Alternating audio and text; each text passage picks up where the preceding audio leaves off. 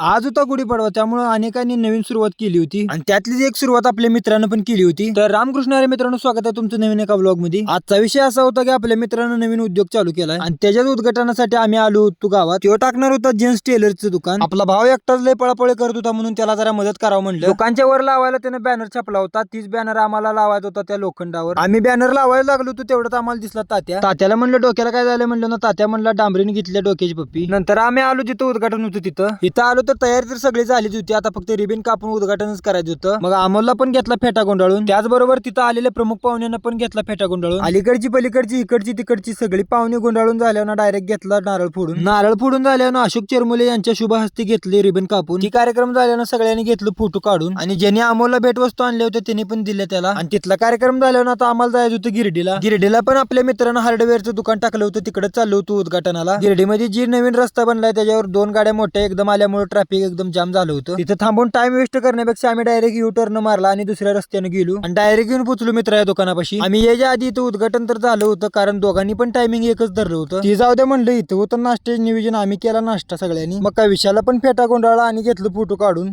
आज या ठिकाणी गिरडी गावामध्ये आमचे मित्र विशाल काळे यांनी गिरडीतील शेतकऱ्यांच्या सेवेसाठी बाळमुमा मशिनरी चालू केलेली आहे. आज पाडव्याच्या शुभ मुहूर्त झालेला आहे. तरी त्यांना सदिच्छा आणि शुभेच्छा देण्यासाठी आम्ही आलेलो.